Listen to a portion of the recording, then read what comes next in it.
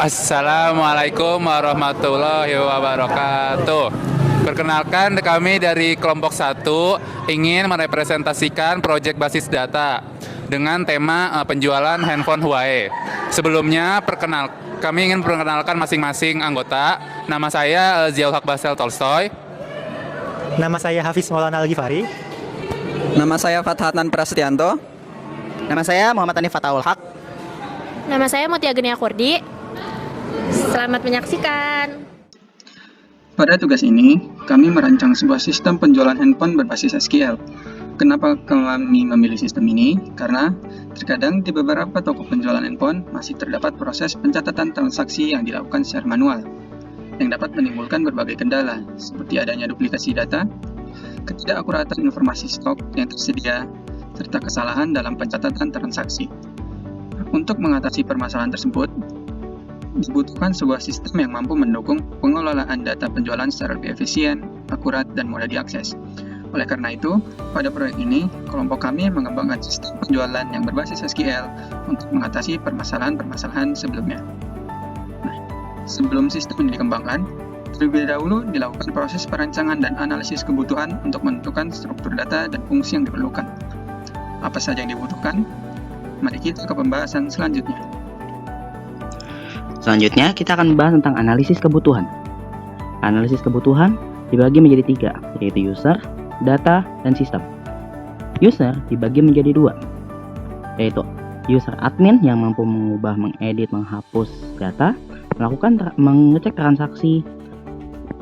Lalu ada pembeli. Pembeli dapat mengecek daftar belanjaan, daftar produk, melakukan transaksi, dan mengecek riwayat pembelian. Lalu data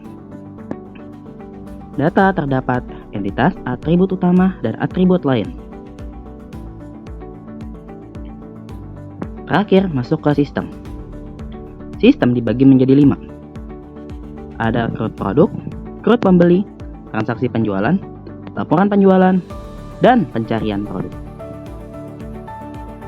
Pembahasan selanjutnya yaitu apa saja yang dibutuhkan dalam merancang basis data sistem penjualan handphone ini.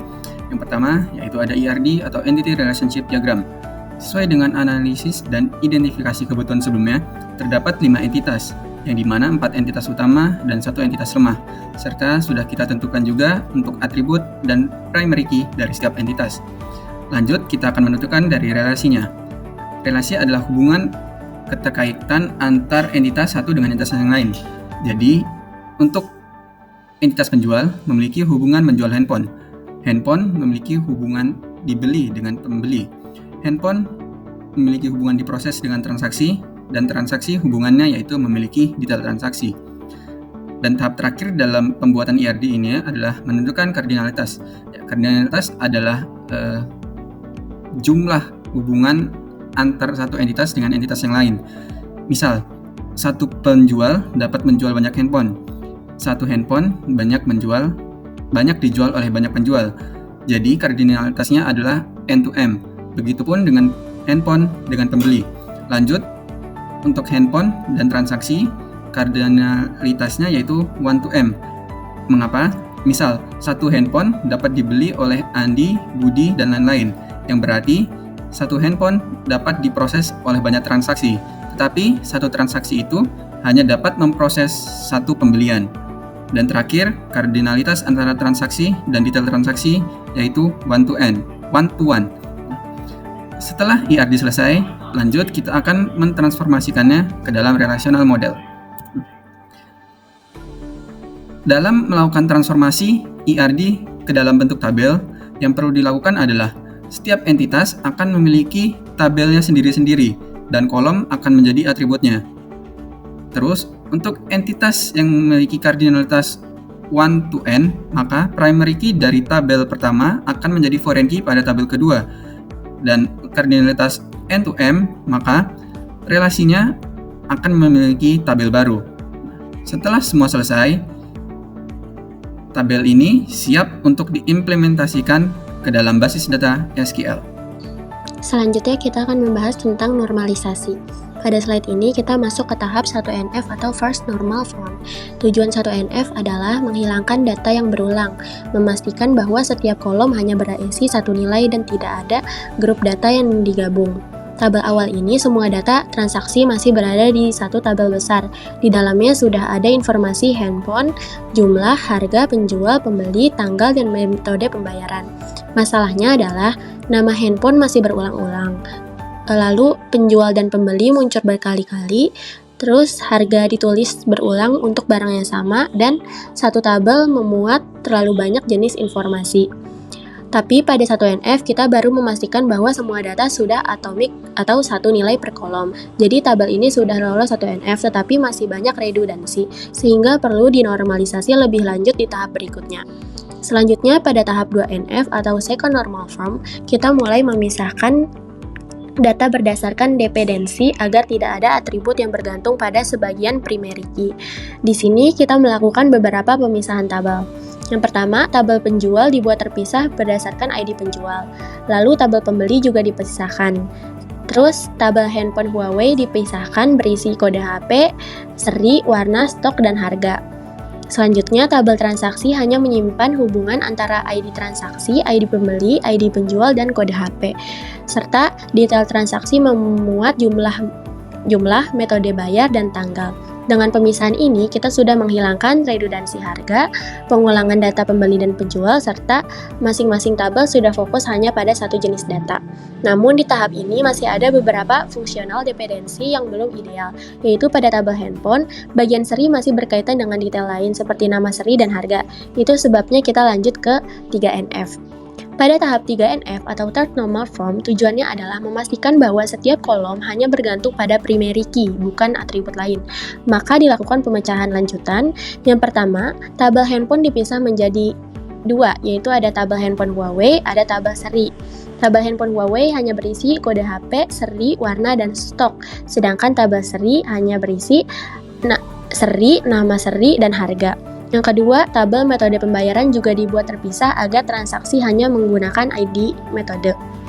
Yang ketiga, tabel transaksi kini menjadi lebih bersih, hanya berisi ID transaksi, kode HP, ID pembeli, dan ID penjual. Yang keempat, detail transaksi berisi ID transaksi, jumlah, ID metode pembayaran, dan tanggal.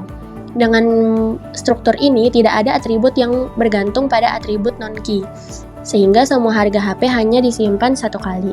Seri HP memiliki tabel sendiri sehingga tidak ada pengulangan data nama seri dan harga. Dan data transaksi menjadi jauh lebih efisien dan konsisten. Ini menunjukkan bahwa tabel akhirnya sudah sangat terstruktur, minim redundansi, dan memenuhi syarat 3NF. Jadi, dari proses normalisasi ini, kita sudah melalui 3 tahap. Yang pertama 1NF, data sudah atomik tapi masih bercampur. Kemudian 2NF dipisah berdasarkan dependensi, redundansi berkurang. Dan 3NF semua kolom hanya bergantung pada primary key sehingga struktur data sudah optimal. Dengan normalisasi sampai 3NF, database menjadi lebih rapi, mudah dipelihara, dan mengurangi resiko inkonsistensi data. Lalu kita akan mengimplementasikannya ke MySQL. Nah, caranya itu kita pertama-tama akan membuat tabel-tabel terlebih dahulu menggunakan query create dan insert. Nah, tabelnya itu diantara lain ada tabel detail transaksi, tabel handphone, tabel metode pembayaran, tabel pembeli, tabel penjual, tabel seri, tabel transaksi. Kita ambil contoh menggunakan tabel penjual. Cara membuat tabel dengan query create itu kita tulis create table, lalu nama tabelnya, di sini penjual, kurung buka, lalu kita masukkan kolom-kolomnya. Yang pertama itu ada ID penjual, lalu masukkan tipe datanya, varchar, 5 ini untuk jumlah datanya, terus kita masukkan primary key karena ID penjual ini sebagai primary key. Lalu kita koma dan masukin kolom keduanya, yaitu nama penjual dengan tipe data varchar dan banyak datanya 50. Lalu tabel nomor telepon dengan tipe data varchar dan unique, yang mana berarti tidak bisa sama antara data satu dengan data lain. Lalu untuk mengisi tabelnya kita menggunakan query insert.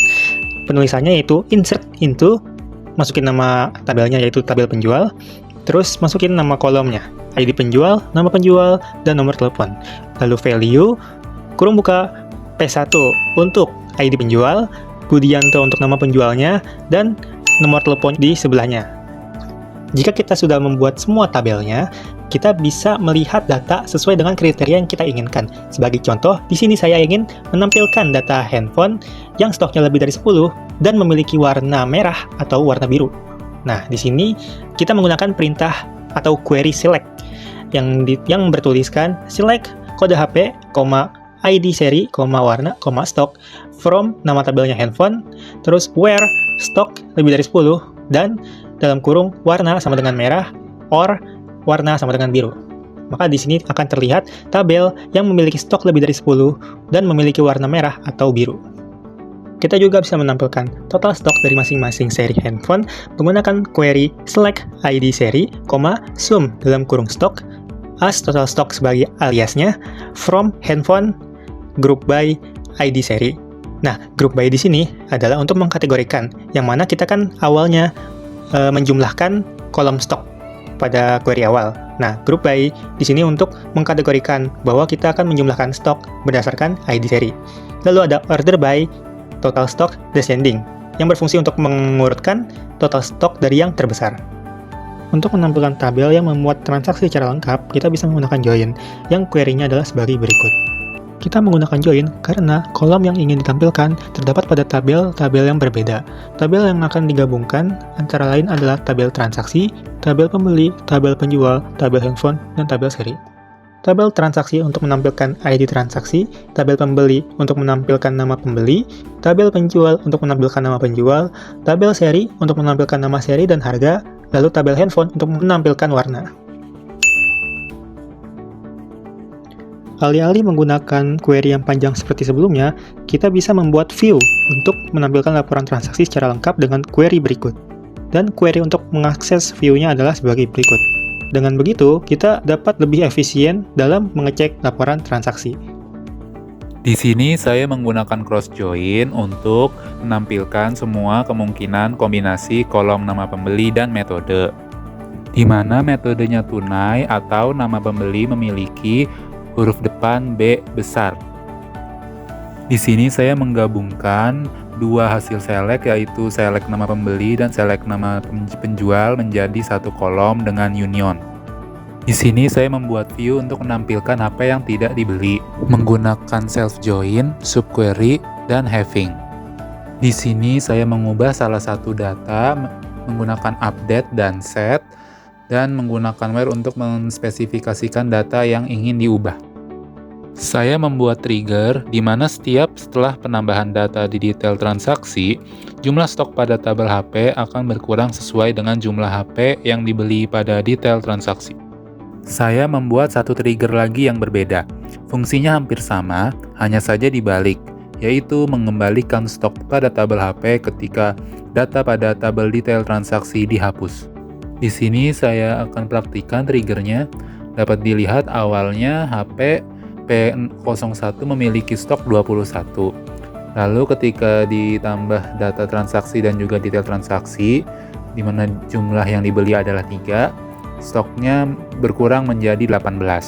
Lalu ketika data transaksi dan detail transaksi yang sebelumnya ditambahkan dihapus, jumlah stok pada tabel HP berubah kembali dari 18 menjadi 21. Di sini saya membuat user dengan create user dengan nama admin P1, lalu membuat password dengan identified by dengan password P1 Budianto. Lalu gunakan grant untuk memberikan hak akses, pada kasus ini select insert dan update, dan gunakan show grants untuk menampilkan hak akses apa saja yang ada di admin P1.